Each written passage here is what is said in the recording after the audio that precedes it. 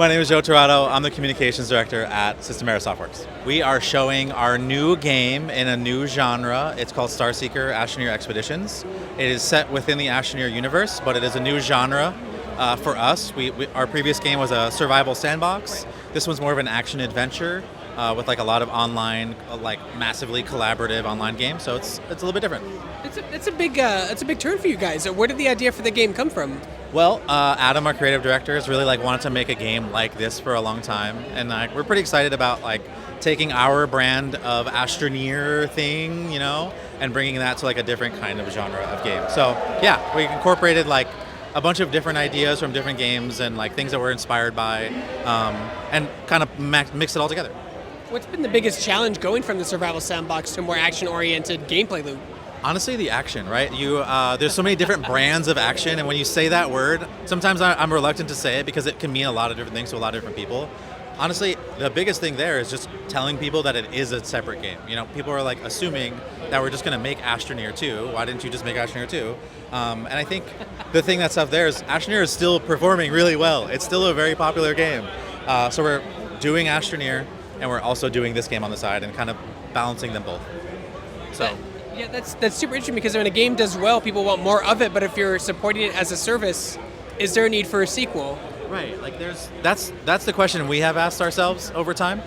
Is why would we make a new game when everyone already owns this one and they really like it and we can keep adding content to it? There are reasons to do it, but I think we have said to ourselves that game was started in 2016. Think about technology in 2016 versus now.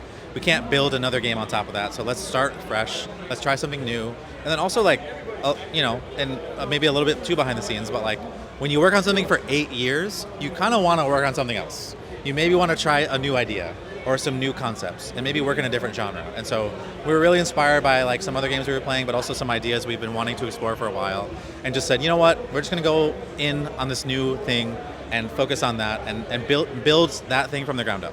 Yeah, I feel new mechanics and genre for sure, because that's the biggest thing. I don't know, you can do more survival if mechanics are different, or you can do different genre.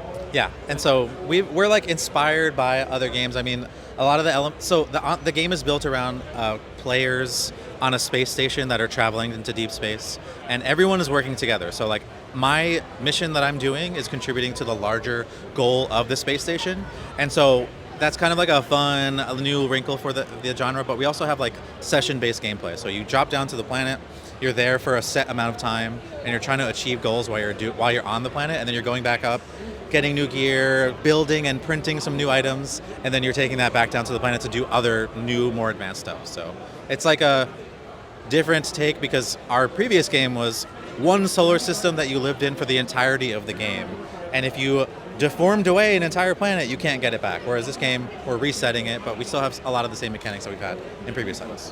What was your biggest takeaway from Astroneer that you brought with you into your new game?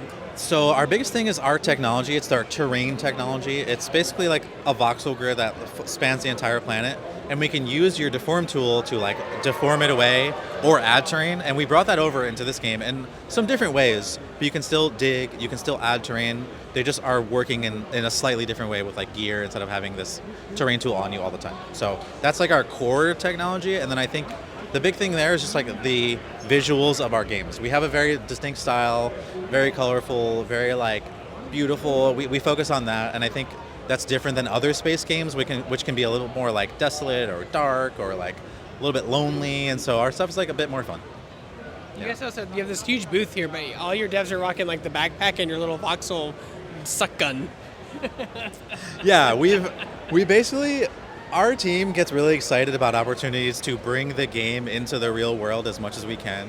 We have a lot of fans of our games, and our biggest thing there is how can we give people ways to be fans outside of this? So actually, the backpack that you're talking about and the terrain tool, it's made by a person who did a cosplay for us in 2019. They just, and not for us, they just showed up to our booth with a cosplay. And when we were building this booth out, we reached back out to her and we were like, hey, are you still building stuff like that? We would love for you to just build something for us for the booth. And so someone just built out this whole set of backpacks, and they're illuminated and they look really cool. And it's kind of a fun thing to have a fan work with us to make stuff that then supports future games. So it's awesome.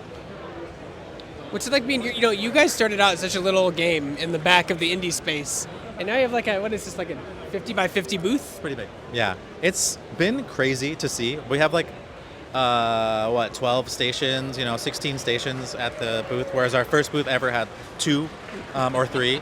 And so that was kind of the thing, and it's also the reason why we wanted to go to a different genre. We wanted to make a bigger game. We had like a bigger ambition for something. We didn't want to just be like, we're another survival crafting game, which we are, and we're successful at that. But we wanted to try something new, and we wanted to like put the entire studio's effort behind it, and this kind of reflects that, where we're like bringing it into the real world, and everything is themed and branded and looks really good.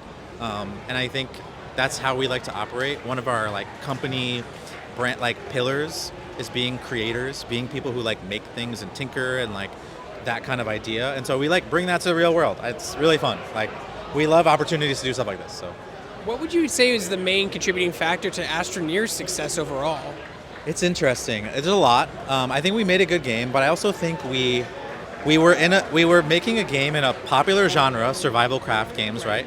But we had our own spin on it. And I think what ended up happening is we became like one of the perennial games for that area. So if you play Minecraft, you're like, oh, I've been playing Minecraft for a year and I'm tired of it now. There's like 5 other games that you play. There's like games like now Satisfactory. There's a game like Ours. There's Subnautica. There's like a bunch of survival games that are like kind of evergreen, and they still get content, and so people play them because they want something else in that genre. And I think it's worked really great for us over the years, where we just like we keep putting out content. And I joke about this, but like every year we're like, maybe this is the year we'll stop developing this game, but it just won't die. It just keeps going, and we're that's a good problem to have. So yeah. Should fans of Astroneer be worried now that you're making Starseeker? Are you going to stop with Astroneer updates? Are you trying to? Is it difficult to do this? If you are doing both at the same time, is that difficult for you and your team? It's definitely difficult, but we're committed to Astroneer. We literally just announced on last Monday a new big free update, and then also DLC pack for Astroneer. It's got a whole bunch of brand new content. We're going to have like interplanetary delivery systems in the game that are free for everyone. So we're as committed to that as ever. And actually, we just announced that we're working with a partner that's helping us. Like, we have in-house leadership, and they're working with some out-of-house developers to keep that game alive, so the rest of the team can worry about Starseeker. So it's in some ways we've actually have more people working on Astroneer now than in the last 2 years, because we decided to like focus the team on Starseeker, but then also give people a chance to keep Astroneer going with some help. So it's been really cool, actually. What's the one mechanic you're most excited about for players to experience with Starseeker? I'm really excited about creatures. So Astroneer has no creatures. It implies that there's creatures in there, but they're not actually in the game. We have like a whole bunch of really cool little fun guys. One of the characters that's also around the booth in a bunch of places are carrotlings, and I didn't know this about them. I've been playing with them a lot. They're very like docile. They kind of just hang out. If they see you, they'll like follow you and run around. And then when I was like playing with a bunch of other people, I interacted with another creature and damaged it. And once it got below a certain health, all of a sudden the carrotlings were super pissed at me and like jumping at me. And it's like we made a sandbox game where there's a lot of like fun interactions with things where, you might get goop on you from a creature, then I have to use some water to make sure that I get clean. And so there's a lot of like really fun emergent gameplay that happens with creatures that we would never have in Astroneer because of it.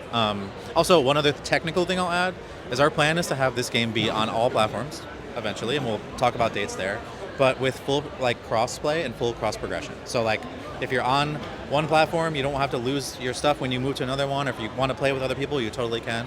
And so I think that's also like big for us.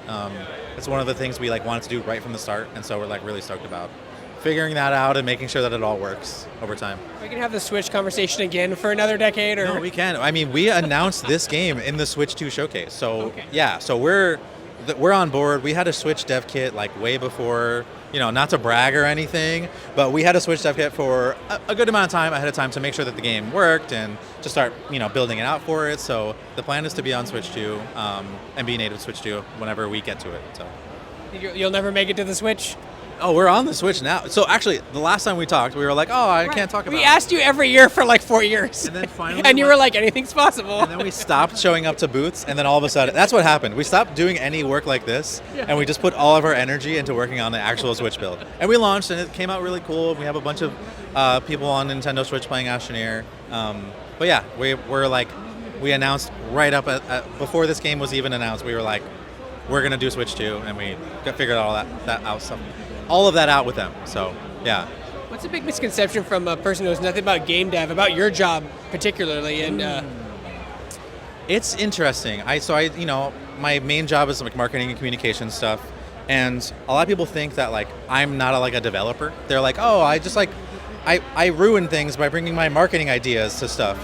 But actually, I spend a lot of time with the team, and I think this team has been successful because they allow other people who are not, like I'll sit in a design meeting and talk about the player's perspective that I know because I work with the players every day, and I bring that to the team. And I think it's really interesting how this team works, where like they're not going, oh, well, you're not an engineer, so you don't know anything technical. They want to know my perspective to fold it into the game. And so even though I do marketing and comms, I spend a lot of time representing the players, bringing that information to developers, making sure that they understand what players want or what maybe they don't know they want. And I think that's really fun. It's like, I'm not just sitting there like making tweets all day. I'm also doing like making specs and sitting in meetings and like really sitting in and trying to represent millions of people in those spaces. So it's really fun. So when does your game come out and what platform is you aiming for at launch? Are you doing early access? We are not doing early access. Ooh, that's interesting for you. Yeah. That's very interesting. We did early access for Astroneer, and it was really fun and really helpful, but we're also a really small team.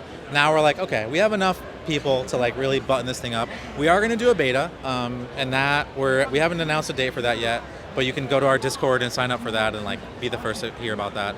And our date for launch is 2026. We haven't figured out an actual month or anything yet. Maybe I know, but I can't say. Here comes the exclusive. Yeah, exactly. No. But yeah, 2026 is the plan for ship, and we're going to be on PC, on consoles. We'll describe how all that's going to work when we get out there. But like, yeah, our plan is to be on everything that we possibly can, and we'll announce dates later. Where can they go to find out about the beta and more information about your game? StarSeekerGame.com, or you can go to discord.gg/Astroneer. You can join the beta, you can come talk with me, you can share your memes with me and hang out. It's a fun space, and it's like probably the best place to hear. I'll share like active development updates in a space like that don't ever hit social media because there's not enough context there. So if you want to like follow actual development, you can hang out with us in Discord.